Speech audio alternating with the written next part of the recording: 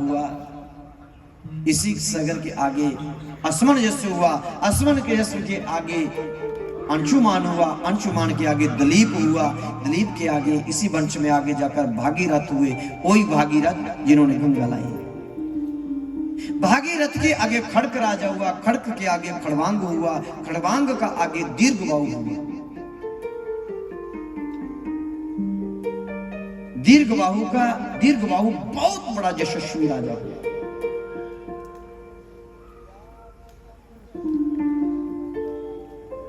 और दीर्घबाहु के आगे रघु हुआ, इसी वंश में आगे था वो रघु। रघु को लुरीत सदा चलिया, रघु को लुरीत सदा चलिया, रघु को लुरीत सदा चलिया, रघुकुल रीत सदा चलिया। प्राण जाए पर वचन न जाए, प्राण जाए पर वचन न जाए। ओ रघुकुल रीत सदा चलिया,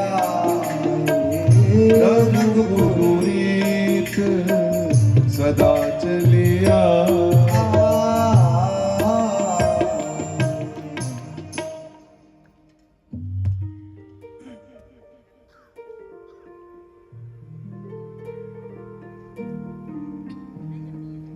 सुखदेव जी कहते हैं राजा परीक्षित और रघु जी हुए जिन्होंने एक बार जो वचन मुंह से दे दिया फिर प्राण जा सकते हैं, पर वचन नहीं करने दिए।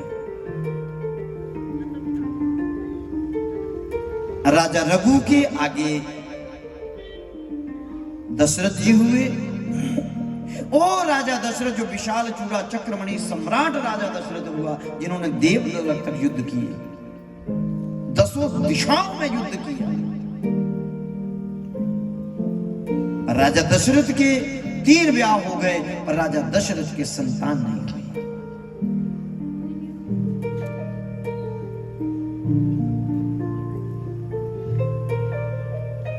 बुढ़ापा आ गया। एक दिन राजा दशरथ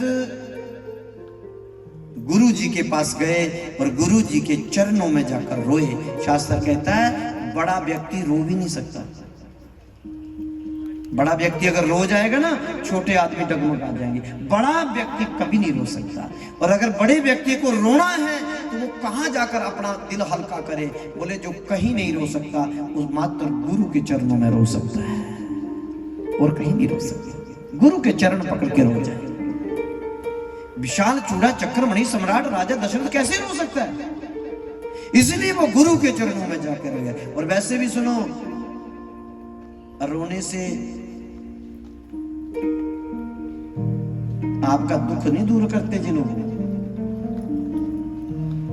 रोवो उसके पास, रोवो जो योग्य हो।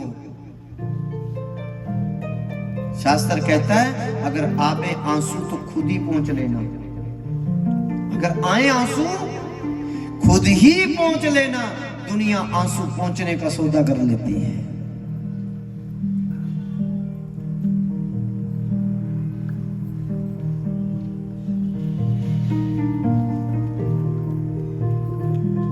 असल राजा दशरथ ने पूर्व जन्म में तपस्या की हुई है। भगवान प्रकट हुए थे पूर्व जन्म में, जब मनु के रूप में।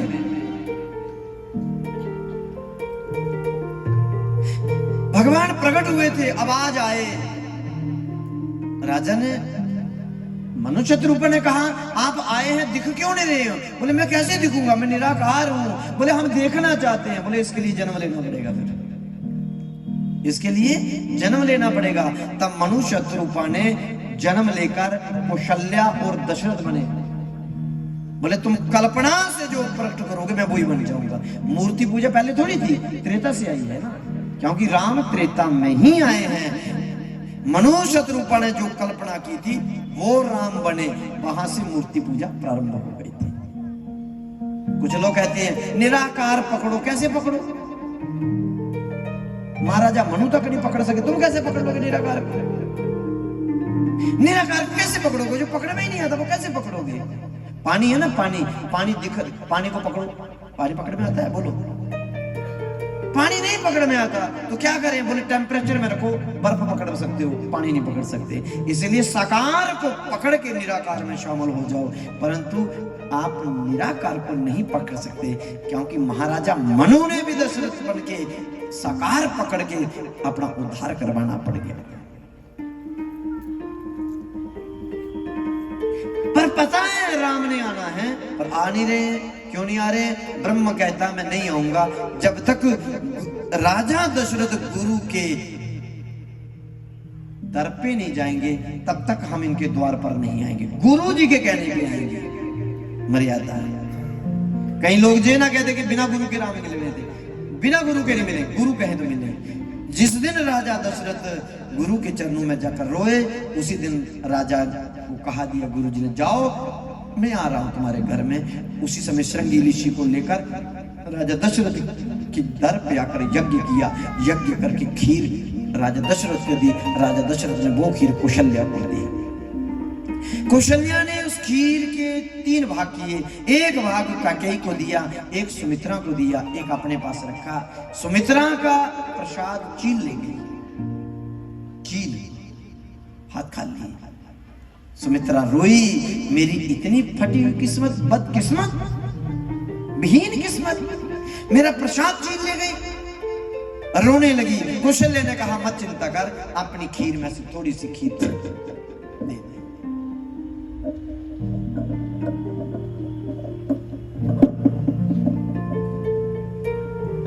इतने में कैकेयी ने भी थोड़ी खीर दे दी। सबसे ज्यादा खीर सुमित्रा के पास हुई। सुमित्रा ने कहा बहनों, मेरा प्रसाद तो चीन ले गई, ये आपने दोनों ने अपना दिया है। जाओ, मेरा वचन है, अगर मेरे घर में 2 बेटे हुए, मेरा भी आज वचन है, मैं अपने दोनों बेटे तुम्हारे बेटों का सेवक बनाऊंगी। सुमित्रा के 2 ही हुए थे। लक्ष्मण जी को कौशल्या पुत्र राम का सेवक बना दिया था, और शत्रुघ्न को कैकेयी पुत्र भरत का सेवक बनाया।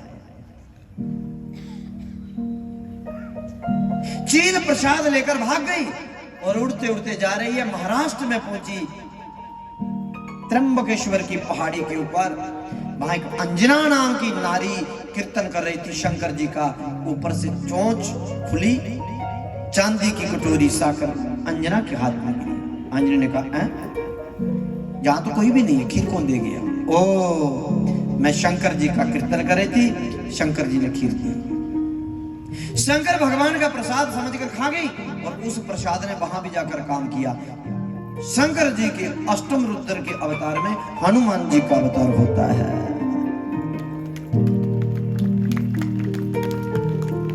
शंकर सुमन केसरी नंदन, शंकर सुवन केसरी नंदन, शंकर सुवन केसरी नंदन, तेज प्रताप महाजगवंदन,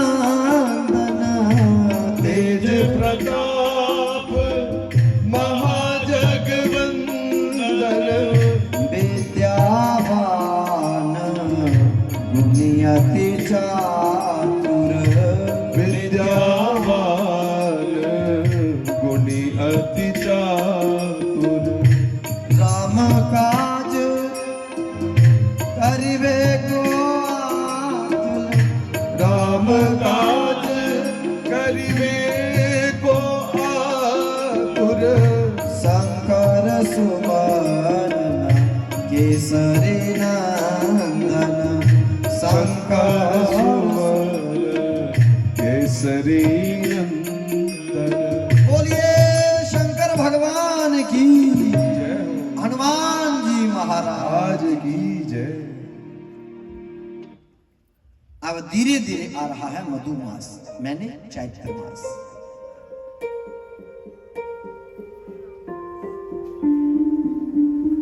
भादोवत मास चैत्र मास था, नौमी तिथि थी। चैत्र को ही मधु मास बोलते हैं।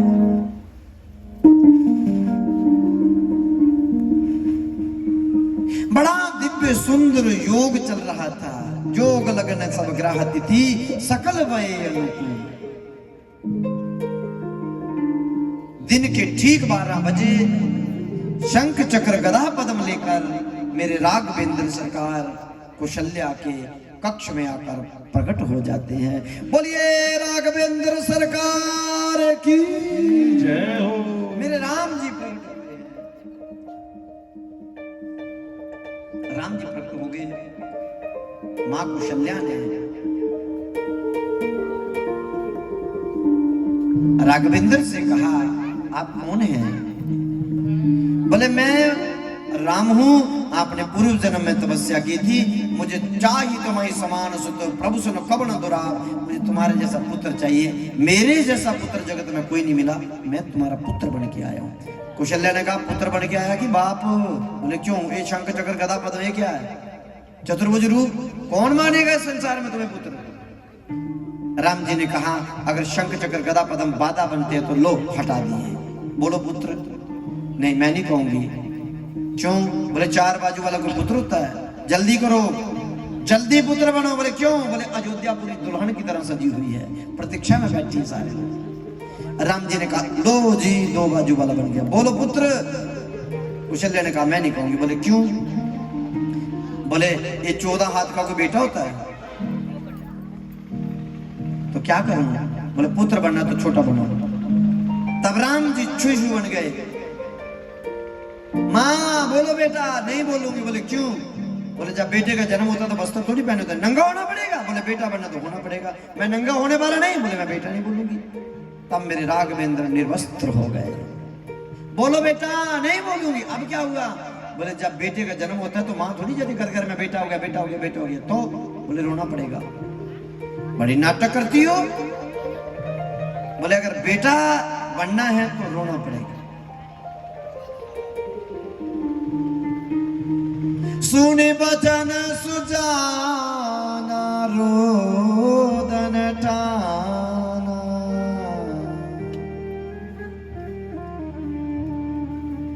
सुनि बचन सुजाना रोदन ठाना, बचन सुजाना रोदन ठाना, बचन रोदन ठाना।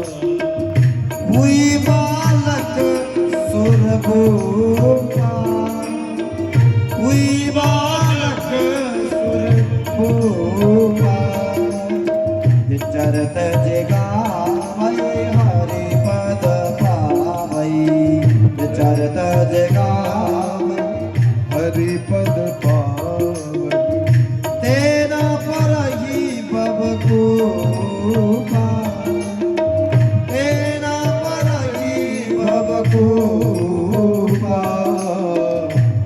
जन सुजाना रोदन ठाना, सुनि बचन सुजाना रोदन ठाना।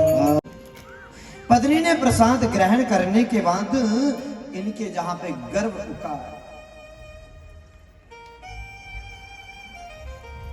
पर मनमुखी होने के कारण वन विहार में एक बार सहेलियों के साथ निकली। द्रुमिल नाम के राक्षस की परछाई उस पर पड़ी। गर्भ के शिशु के संस्कार बदल गए। ब्राह्मणों ने सावधान किया कर, तुम्हारी पत्नी पर दुष्ट की परछाई पड़ गई, ये बालक बड़ा दुष्ट होगा, इसे जिंदा मत रखना। राजा उग्रसेन ने कहा, मैं इस बालक को जिंदा ही नहीं छोड़ूंगा। जैसे बालक का जन्म हुआ, लताओं पताओं में लपेट के जमुना जी में बहावा कर दिया। बालक बहता बहता जा रहा था। रास्ते में वसुदेव जी के पिता सूरसेन ने देखा बच्चा बहता जा रहा है, पकड़कर घर ले आए। घर में ले आए। एक बालक पहले था, कहते एक जमुना ने दे दिया, जमुना का रंग काला, इसलिए उसका नाम इन्होंने कंस रख दिया। बचपन में बड़ा भारी दुख दिया इसने, इतना सताया उग्रसेन को, सूरसेन को भारी दुख दिया। एक बार नारद ने आकर कंस को बताया, तेरा पिता मथुरा का राजा है, इन्होंने ब्राह्मणों को कहने पर तुझे जमुना में बहा दिया था। तू राजे का बेटा, बहुत बड़े राजे का बेटा। कंस ने इस बात को सुनकर कैलाश पर्वत पर गया, वहां जाकर तपस्या की, तपस्या करके शंकर जी को प्रसन्न किया। शंकर जी ने इसे धनुष दिया, जाओ इस धनुष को कोई नहीं तोड़ सकता, जो धनुष तोड़ देगा वो तुझे नहीं छोड़ सकता। राजा कंस उसी धनुष को लेकर, पहाड़ों पर बड़े बड़े गढ़ हैं राक्षसों के, जंगलों में कंस ने इनसे युद्ध किया और इन सब राक्षसों को इसने बंदी बना लिया। बड़े बड़े राक्षस बंदी बनाए, जिनका नाम था अदासुर, बकासुर, भौमासुर, त्रिनावर्त, पूतना, शंसुर, केसी, जनसुर, कागासुर, ये सब राक्षस थे। इनको बंदी बनाया इसने, बंदी बनाकर अपने अधीन कर लिया और भारी सेना से इसने मथुरा पर चढ़ाई की, ब्राह्मणों का अपमान किया, वेदों को अपमान किया, यज्ञों को विध्वंस किया, उग्रसेन को पकड़ के कारागृह में बंद किया और मथुरा का राजा उग्रसेन की जगह पर कंस बन गया। उग्रसेन को जेल में डाल दिया।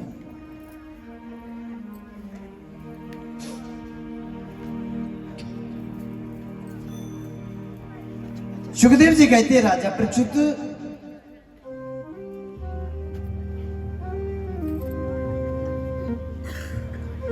वसुदेव जी को पता चला कि जो हमारे घर में रहता था वह राजा बन गया। वसुदेव जी बधाई देने के लिए आए और कंस ने कहा, मेरी चचेरी बहन से तुम्हें ब्याह करना पड़ेगा। वसुदेव जानते थे बड़ा दुष्ट है, मना करूंगा तो मैं छोड़ेगा नहीं। वसुदेव जी मान गए। वसुदेव जी ने पहले 7 ब्याह कर रखे थे, 8वां ब्याह इससे किया। वसुदेव की पहली पत्नी का रोहिणी, शोरिणी, भद्रा, मंदिरा, रोचना, इला, ये सब पहली पत्नी थी। देवकी इनकी 8वीं पत्नी हुई। राजा कंस विदा कर रहा बड़ी जोर से, खुशियों से, आकाशवाणी हुई कि ए राजा, सबकी खुशियां बंद करवा के अपनी मना रहे हो, इसी देवकी की 8वीं संतान तेरा काल बनेगी। राजा कंस तलवार लेकर देवकी को मारने लगा। वसुदेव जी ने कहा, डर किस बात का? बोले बच्चे का। बोले मैं तुझे बच्चे दे दूंगा देवकी को छोड़ के। जानता था वसुदेव बात का पक्का, छोड़ दिया। समय आने कर देवकी के घर में एक बालक हुआ जिसका नाम रखा श्रुत कीर्ति, आकर राजा कंस को दे दिया। राजा कंस ने कहा, मुझे जे नहीं चाहिए, मुझे 8वां चाहिए, वापस भेज दिया। नारद जी ने सोचा भगवान आने में देर करेंगे, क्योंकि भगवान ने तो जिंदा कर ही देना बाद में। एक बार देवकी ने कृष्ण से कहा भी था, मेरे जो 6 पुत्र मरे हैं, मुझे बड़ी पीड़ा होती है, मैं उनको देखना चाहती हूँ। तो कृष्ण ने उनको दिखा भी दिया था और कुछ देर के बाद लुप्त कर दिया। बोले मैं इनको रखना चाहती हूँ। बोले माँ, तूने कहा था देखनी है, रहने की बात की होती तो बात लगे, देखना था, मैं दिखा दिया।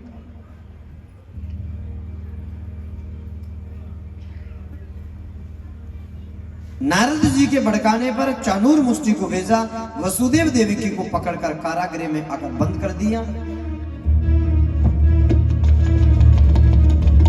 राजा कंस को पता चला कि देवकी को कारागृह में बंद कर दिया।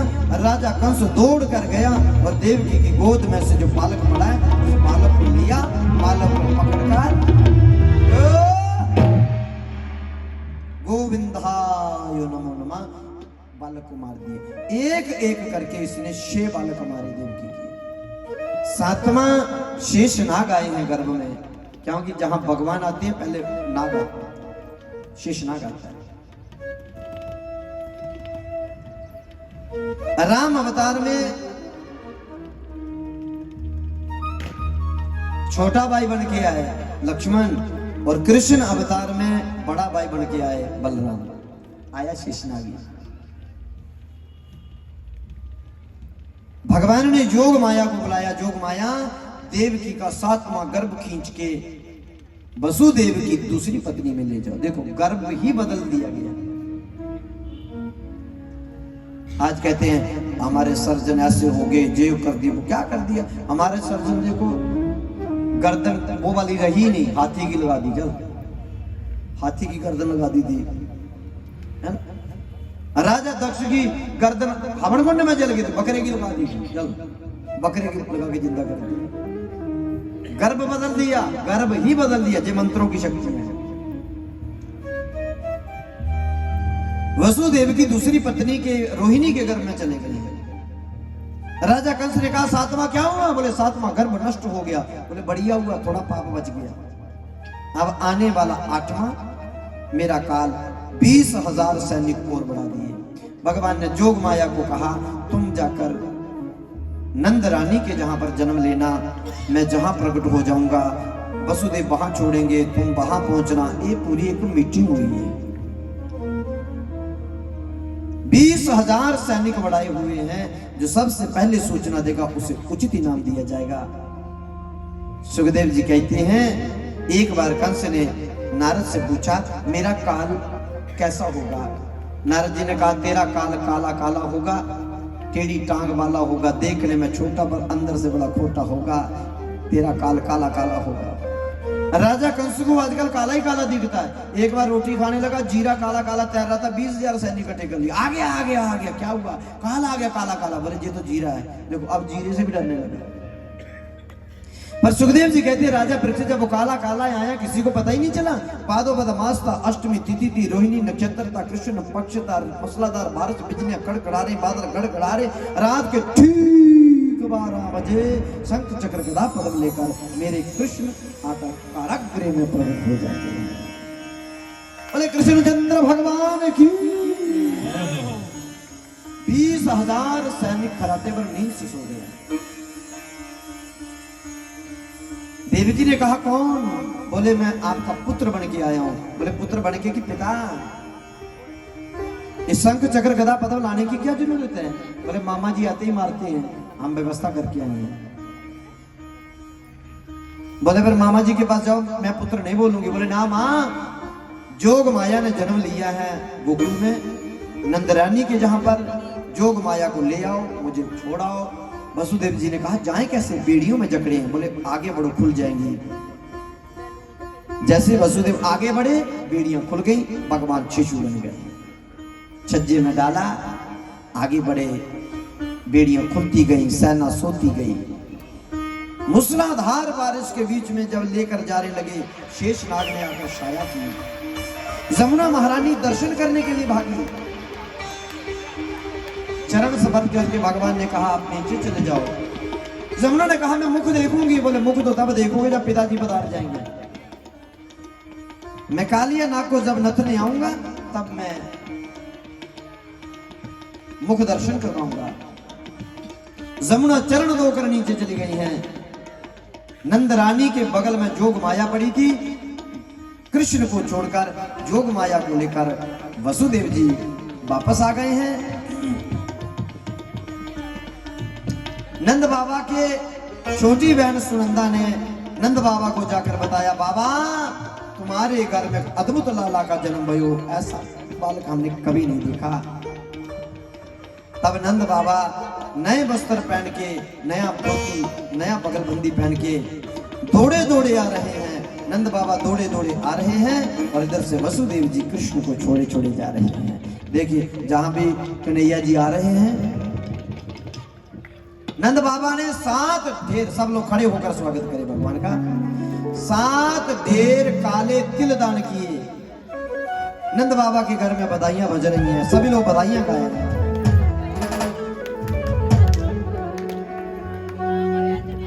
नंद के आनंद भयो जय कन्हैया लाल की, इस प्रकार से बधाइयां बज रही हैं। अरे नंद के आनंद भयो जय कन्हैया लाल की, जय कन्हैया लाल भयो जय कन्हैया लाल की।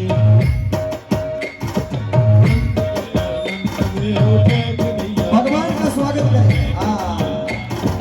नंद के आनंद भयो जय कन्हैया लाल की, जय कन्हैया लाल की। नंद के आनंद भयो जय कन्हैया लाल की, जय कन्हैया लाल की।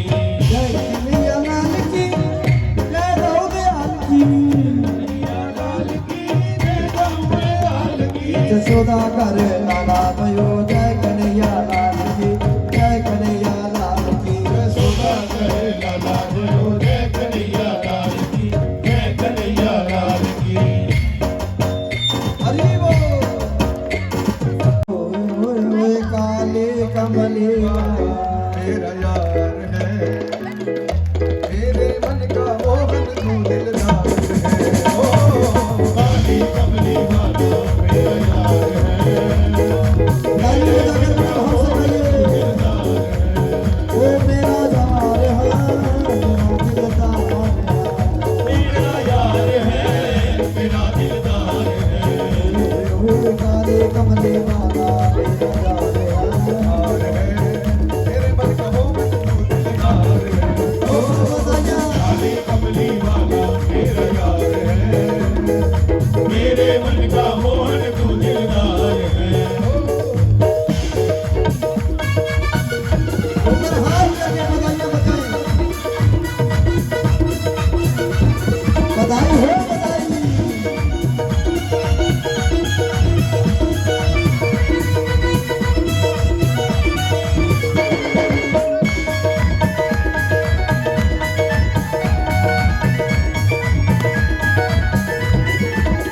मनमोहन में तेरा दीवाना गाँव अपनी तराना गाँव बस यही तराना गाँव बस यही तराना मनमोहन में तेरा दीवाना गाँव अपनी तराना गाँव बस यही तराना गाँव बस यही तराना शाम सलोने तू मेरा रिजवार है ओ शाम सलोने तू मेरा रिजवार है तेरे मन का मोहन तू दिलदार है ओ काली कमली वाला मेरा यार है ऊपर हाथ करके मेरे मन का मोहन तू दिलदार है मेरा यार है मेरा दिलदार है मेरा यार है मेरा दिलदार है मेरा यार है मेरा दिलदार है ओए ओए ओए काली ऊपर हाथ करके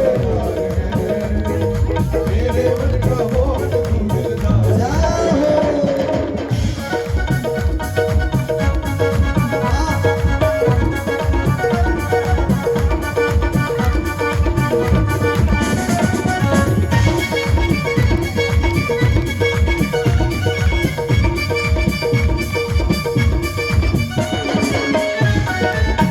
बधाई हो बधाई